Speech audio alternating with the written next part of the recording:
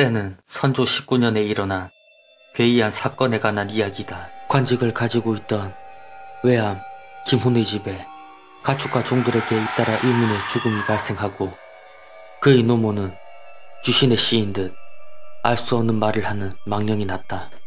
그리고 그의 아들 여물은 수많은 이혼들이 진료했음에도 차도가 없는 병에 걸려 누워있게 되었다. 결국 김훈은 사대부의 의를 깨고 유명한 점쟁이 신박점을 불렀다. 신박점은 심각한 목소리로 점괘에 관한 이야기를 하였다. 이 집에 한임에 처 죽은 처녀 귀신이 있습니다. 어떠한 연유로 우리 집에 귀신이 붙게 되었는가? 이제 우린 어찌해야 하는가? 점쟁이 신박점은 한참을 고민하다 어렵게 말문을 열었다. 소인의 체주로는 이 귀신을 쫓아낼 방법이 없으나 점쟁이는 말끝을 흐렸다. 말해보게. 정녕 방법이 없단 말인가? 귀신을 쫓을 수 있는 분을 알고 있습니다. 그게 누군가? 이조 정랑중 백사라는 호를 쓰시는 분입니다. 백사라면 이항복대감 아닌가? 그분이 어떻게 귀신을 막을 수 있단 말인가? 그분이라면 능히 방법이 있을 겁니다. 어서 그분을 찾으십시오.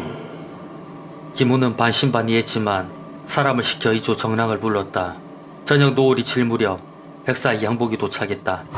김훈은 이항복에게 자초지종을 설명했고 그 말을 들은 이항복은 태연하게 점쟁이에게 물었다.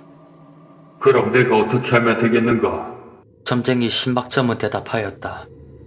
대감은 의선대군의 인을 받지 않으셨습니까? 웬만한 귀신은 대감에게 접근조차 못할 것이니 이 집 자제분을 지켜주십시오. 점쟁이의 말을 들은 이항복은 목욕체계를 하고 의관을 정갈이한 채 조용히 앉아 있었다. 시간이 지나 어두워지자 갑자기 세찬 바람이 불었다. 그리고 정신없이 누워있던 김훈의 어머니가 벌떡 일어나더니 귀신에 씌인 듯한 목소리로 말을 했다. 오늘 이 날을 기다렸다. 내 놈들을 모두를 죽일 것이야. 그 모습을 보고 있던 담이 약한 사람들은 혼절을 하였고 다른 사람들도 겁에 질려 엎드린 채 일어나지 못했다.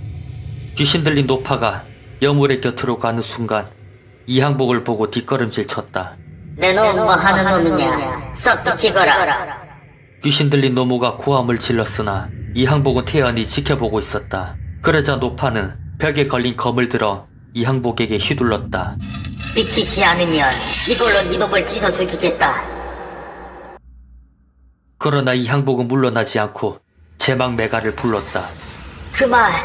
그만하거라. 내 오늘은 그냥 가지만 후에 내 놈들을 모두 죽여버리겠다. 귀신이 물러나자 노모는 검은 피를 토한 채 쓰러졌다. 이항복은 점쟁이에게 말했다. 내 재주가 마땅치 못하여 원기를 완전히 잡지 못했네. 자네는 무슨 도리가 없겠는가? 점쟁이는 잠시 점괘를 본 후 입을 열었다. 이 원기는 보통 원기와는 다른 듯합니다. 상당한 덕을 쌓은 귀인 듯한데 무슨 사연으로 원기가 된 듯합니다. 그 사연은 이 집 사위가 잘 알고 있을 듯합니다. 점쟁이의 말을 듣자 모여있던 집안 사람 중 사위가 소스라치게 놀라며 점쟁이에게 말했다. 그럴 리가 없사옵니다. 그 귀신은 분명히... 라며 사위는 말끝을 흐렸다. 무슨 말인지 상세히 말해보게. 사위의 말은 이러했다. 예전에 과거 시험을 치르러 가는 도중 비를 피하려 산중의 사당에 들어갔는데 벽에 미인도가 있어 사위가 무언가에 홀린 듯 그 미인도에 손을 올리는 순간 어디선가 여자의 음성이 들렸다고 한다. 제가 마음에 드시옵니까? 누구시오? 사위는 소스라치게 놀랬다. 놀라지 마옵소서. 소녀 잡기이긴 하나 사람을 해치지는 않습니다. 악이 없는 귀신의 말에 사위는 안심을 했고 이런저런 이야기를 나누었다고 한다. 내가 변변치 못하여 세 번째 과거 시험을 보러 가는 중이오. 이번에도 과거에 떨어지면 부모님과 약혼자를 볼 면목이 없어 걱정이오. 그럼 소녀가 도와드리겠습니다. 대신에 제 부탁 한 가지를 들어주실 수 있겠습니까? 사위는 걱정이 되었지만 이내 대답하였다. 그렇게 해주겠소. 내가 어떻게 해야 하오? 제 초상화를 가져가 주십시오. 처지가 급해 귀신의 말을 들었고 그 후 과거에도 급제하고 장가도 들게 되었다. 사위의 말을 들은 김훈이 노하며 소리쳤다. 이놈이 귀신을 부린 게로구나. 아니옵니다, 장인어른. 저의 말을 들어주십시오. 김훈이 화를 다스리고 이어지는 사위의 말을 들었다. 처음엔 귀신의 말을 듣고 운수가 대통했다고 했다. 이후 어느 날 귀신이 나타나 약조를 지키라고 했다. 귀신이 요구하는 약속은 이랬다.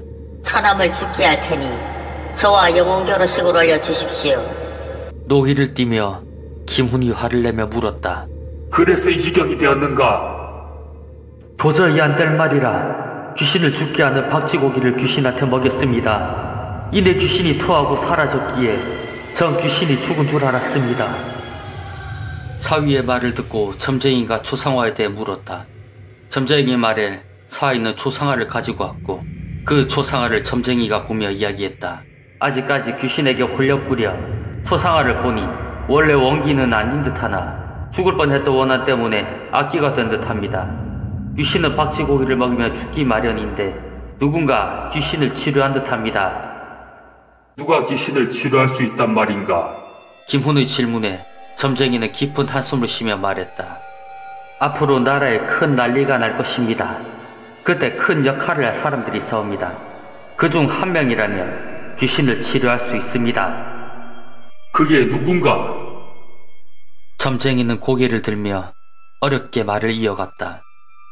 이 이야기는 천기의 누설을 2번 하는 것이라 소인이 목숨을 보존치 못할 것입니다. 소인의 식솔들을 잘 보살펴 주실 거라 약주해 주십시오.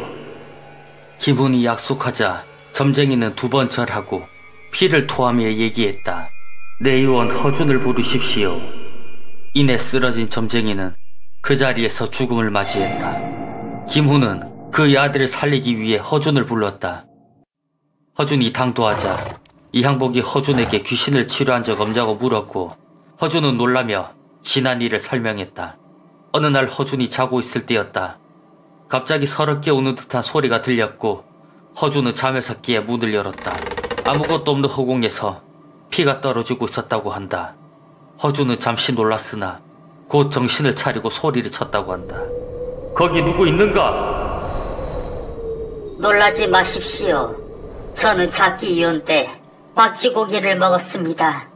부디 소녀를 가엾이 여기시어 치료해 주십시오. 내가 무슨 재주로 보이지도 않는 귀신을 치료한단 말이오. 벽에 제 모습을 그릴 테니 실로 진맥하여 주옵소서. 의원님밖에 못하는 일이옵니다. 그리고는 붓이 허공에 떠서 벽에 뭘 그리는가 싶더니 순식간에 한 미인의 초상화가 그려졌다고 했다. 허준은 놀랬으나 곧 정신을 차리고 초상화의 손목에 진맥을 대자 놀랍게도 그 맥이 느껴졌다고 한다. 그는 진맥 후 귀신의 몸에 감도는 나쁜 피를 뽑아내자 귀신은 감사하다고 하며 언젠가 담례를 하겠다고 하며 사라졌다고 한다. 그 말이 끝나고 이항복이 허준에게 초상화를 건네주며 물었다. 이것이 그 귀신의 모습인가? 초상화를 본 허준이 고개를 끄덕이자 이항복이 말했다. 자네 치료는 의원으로선 훌륭하나 사람의 도리로선 잘못되었네.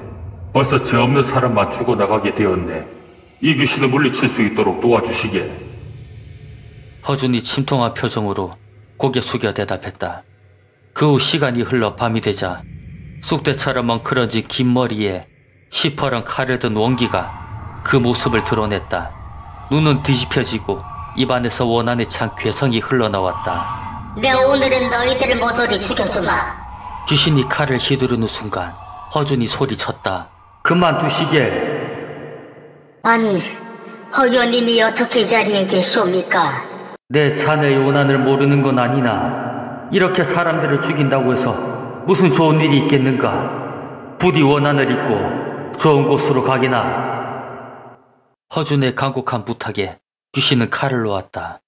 소녀가 아무리 미천한 원기이지만 어찌 은인인 허위원님에게 칼을 들이대겠습니까?